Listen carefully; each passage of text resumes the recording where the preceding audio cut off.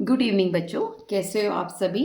आज हम basic math की सीरीज़ में एचसीएफ यानी महत्तम सामर्थ्य निकालना सीखेंगे।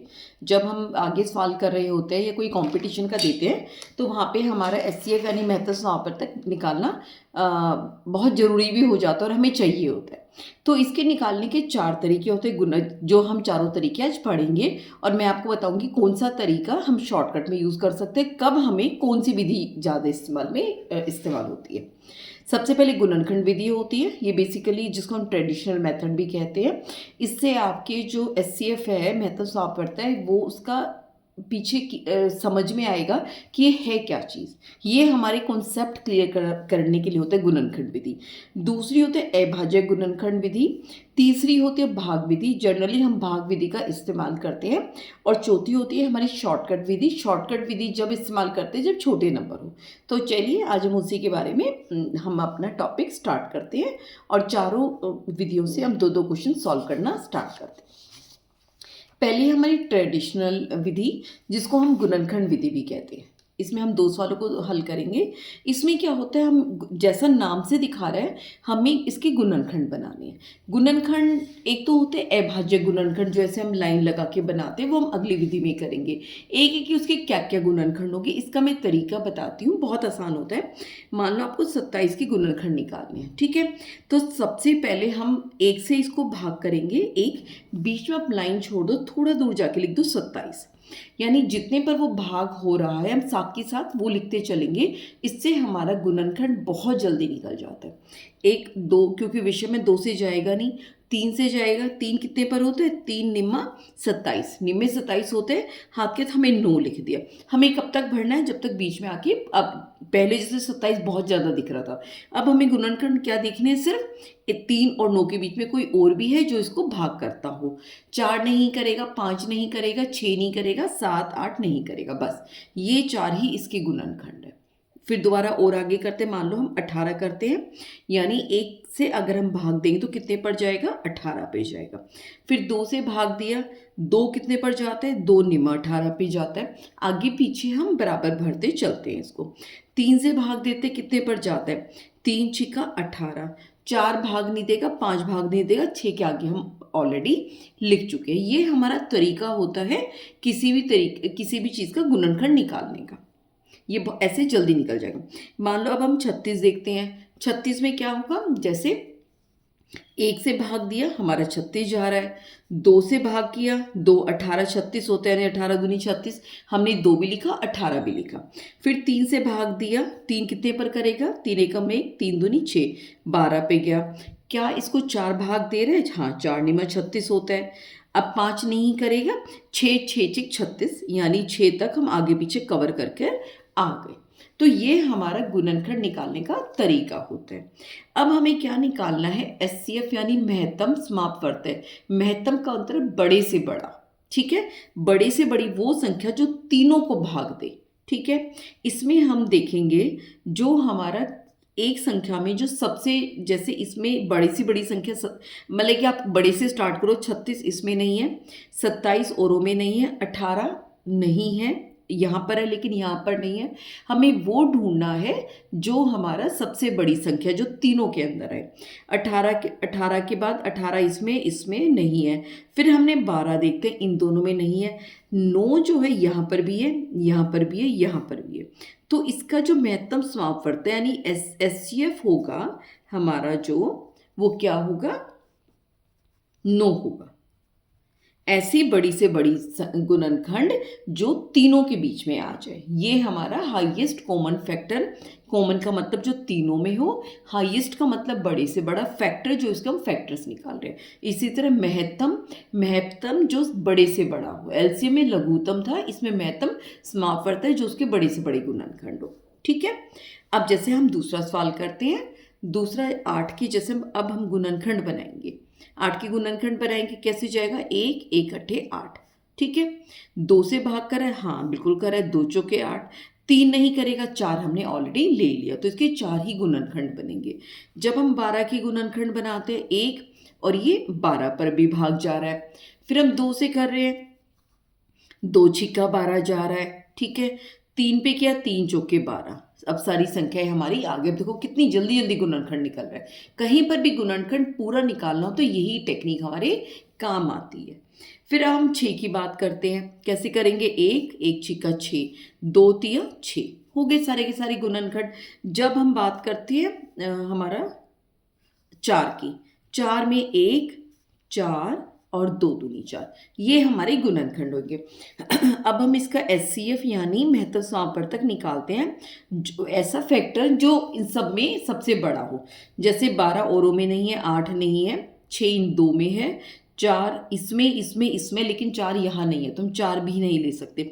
4 के बाद 3 इन दोनों में है, 2 हम देख पा रहे हैं सभी के सभी में है ना, ये 2 सब में है। तो 2 इसका महत्तम समापवर्तक गुणनखंड बन गया। ये हमारी इसको ट्रेडिशनल है, इस टेक्निक को हम यूज़ नहीं करते जब तक बोला ना जाए सवाल निकालने के लिए। और अब जो बड़े लेवल पे आ चुके होते हैं तो हमें टेक्निक नहीं दिखानी होती, हमें सीधा आंसर निकालना होता है। ये सिर्फ बेसिक कॉन्सेप्ट क्लियर करने के लिए है कि एचसीएफ यानी महत्तम समापवर्तक क्या होता है। अब दूसरा हम टेक्निक करेंगे, इन्हीं सवालों को करेंगे जिसको हम कहते हैं फैक्टराइजेशन मेथड। इसमें जो गुणनखंड निकालेंगे वो हमारे अभाज्य होंगे। अभाज्य निकालने का तरीका क्या होता है, वही हम जैसे लघुत्तम में निकालते हैं, ऐसे लाइन खींचेंगे और भाग देते चले जाएंगे। 2 से भाग नहीं जा रहा, 1 से करने की जरूरत नहीं होती, जब तक भाग देंगे जब तक नीचे ना आ जाए। 3 से जाएगा, 3 निमा 27, 2 1 से नहीं जा रहा, 3 से जा रहा है, 3 तिया 9 और 3 एकम 3। तो हमारे 27 के गुणनखंड क्या बन गए? 3 गुना 3 गुना 3, यानी हम इसको 3 का घन भी लिख सकते हैं। ठीक है। जब हम 18 को करेंगे, 2 से जा रहा है, 2 निम 18, 3 से जाएगा, 3 तिया और 3 1 हो गया। ठीक है। जब हम 18 के गुणनखंड लिख रहे हैं तो हम क्या लिख रहे हैं? 2 गुना 3, यानी 2 का 1 है और 3 हमारा 2 बारी आया हुआ है। ठीक है। जब हम 36 का करेंगे तो 36 का करते हैं, 2 से किया, 18 आ गया, 18 दूनी 36 होता है, 2 निमा 18, 3 3 तिया 1। ठीक है। इसका जो हमारा गुणनखंड बनेगा 36 का क्या बनेगा? 2 गुना 2 गुना 3, यानी 2 2 बारी और 3 2 बारी। जब हम इसका महत्तम समापवर्तक यानी इसका एचसीएफ निकालेंगे तो क्या करेंगे? ऐसी संख्या जो सब में आ रही है, जैसे हम 2 को नहीं ले सकते क्योंकि 2 इसके अंदर नहीं आ रहा, 3 की 2 जो है वो दोनों के अंदर है, यानी जो 3 है उसका जो सबसे कम वाला हमारा जो होता है पावर, हमें वो लेनी होती है, जिसके ऊपर जो पावर चढ़ी होती है ना वो कम से कम हो, वो हम लेंगे। यहाँ 3 की 2 चढ़ी हुई है तो हम 3 की 2 लेंगे। दूसरा चेक करना हो तो अगर इसमें देखें, ये देखो 2 इधर नहीं है, 3 जो है इसमें भी है, इसमें भी है, इसमें भी है, इसके नाम का हम 1 3 ले सकते हैं। और 1 3 और जो ये इसमें तीनों में है, 1 3 इन दोनों को लेके हम गुना कर दिया, उत्तर आ गया हमारा 9। समझ गए कैसे निकालने का तरीका होता है। 8 एक और कर लेते हैं। 8 को किया, 2 चौके 8, 2 दूनी 4, 2 एकम 2, यानी 8 का हमारा क्या हो जाएगा? 2 गुना 2 गुना 2, यानी 2 की जो पावर है 3 हो गई। फिर जब हम 12 का निकाल रहे हैं, कितना हो गया? 2 छिक्के 12, 2 तिया 6, 3 एकम 3, इसके हो जाएंगे हमारे 12 के 2 गुना 2 गुना 3, कितना हो गया? 2 की पावर 2 गुना 3 की पावर 1। ठीक है। 6 का किया हमने, 2 तिया 6, 3 एकम 3, तो 6 के अभाज्य गुणनखंड क्या बनेंगे? 2 गुना में 3, इसको तो पावर लिखने की जरूरत नहीं, चलो हम लिख देते हैं 1। फिर उसके बाद होते हैं 4, 4 क्या बनेगा? 2 दूनी 4, 2 एकम 2, तो 4 क्या हो जाएगा? 2 गुना 2, यानी 2 की पावर 2। ठीक है। इसमें हमें क्या करना है? जो इसका हम जो महत्तम समापवर्तक निकालेंगे, जिसको हम एचसीएफ बोल रहे हैं, ऐसी चीज़ जो तीनों के अंदर हो, चारों के अंदर हो। देखो 3 जो है 2 के अंदर है, इसके अंदर नहीं है, लेकिन 2 इसके अंदर भी है, इसके अंदर भी है, इसके अंदर भी है, इसके अंदर भी है। तो इसमें जो 2 की सबसे छोटी पावर है, सबसे छोटी पावर यहाँ पे 2 है, यहाँ 1 है, यहाँ 2 है या 3 है, तो हम सबसे छोटी पावर वाले को ले लेंगे। 2 की पावर 1 यानी 2। और वैसे भी देखा जाए सिर्फ 2 ऐसा है जो चारों में है, ये 2 इधर नहीं है, 3 उधर नहीं है, तो ये हमारा उत्तर निकल जाएगा। ये तरीका होता है अभाज्य गुणनखंड विधि से बोला जाए तो निकालना होता है, हम इसका इस्तेमाल नहीं करते। तीसरा तरीका होता है हमारा भाग विधि, जिसका हम सबसे ज़्यादा इस्तेमाल करते हैं। भाग विधि में क्या होता है, जैसा नाम दिखा रहा है हमें भाग करना होता है। जैसे 70 और 90 को जैसे हम 70 से भाग देंगे, बड़ी संख्या को हमें छोटी से भाग देना, कितना हुआ 70 एकम 70, भाग किया, इसमें हमारा जो रिमाइंडर या शेष बचेगा 0 और 2 बचेगा। अब हम क्या करेंगे, जो हमारा रिमाइंडर है शेष आया है इससे भाग करेंगे, किसको, जिससे हमने पहले भाग किया था, यानी 20 किसको भाग देगा, 70 को भाग देगा। कितने पर जा रहा है हमें ये तब तक भाग देना है जब तक हमारा जो नीचे है बिल्कुल शेष 0 बच जाएगा, कि 2 तिया 60 पे गया, कितना बचा हमारा 0, 7 में से 6 गया 1, 10 बचा। फिर हमने क्या किया, 10 से भाग दिया, कितने पर गया, 10 दूनी 20। अब ये जो शेष बचा था भाग दे रहा है पहले वाले को, यानी ये कूद के यहाँ आया, इसमें ये कूद कर यहाँ आ गया। अब इसमें आप देखोगे शेष हमारा 0 बच रहा है, तो इसका जो हमारा महत्तम समापवर्तक यानी जो हमारा एचसीएफ निकला है, जिससे बाद में ऐसी संख्या जिसने बाद में भाग देने पर शेष हमारा 0 बच जाए, तो इसमें क्या है 10, तो इसका एचसीएफ क्या हो जाएगा हमारा 10 हो जाएगा। ये हम सबसे ज़्यादा इस्तेमाल करते हैं, बड़ी बड़ी संख्याओं में गुणनखंड नहीं निकल पाते तो हम इस तरीके का, और ये बहुत जल्दी कम होते हैं क्योंकि हर बारी घटता चला जाता है। जैसे अगर मान लो 3 में है, वही पहले हम 2 छोटों का निकालेंगे, जैसे हम 27 और 18 का निकाला, 27 को किससे भाग देंगे, 18 से भाग देंगे, 18 एकम 18, कितना बचा, इसमें हमने जो भाग दिया इसमें बच गया 9 बच गया, ठीक है।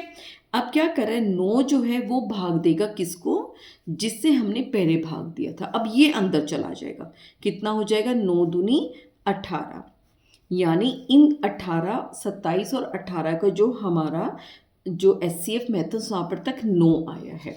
अब हम 9 और 39 का निकालेंगे। अब जो उसमें आया है हम इन दोनों का निकालेंगे।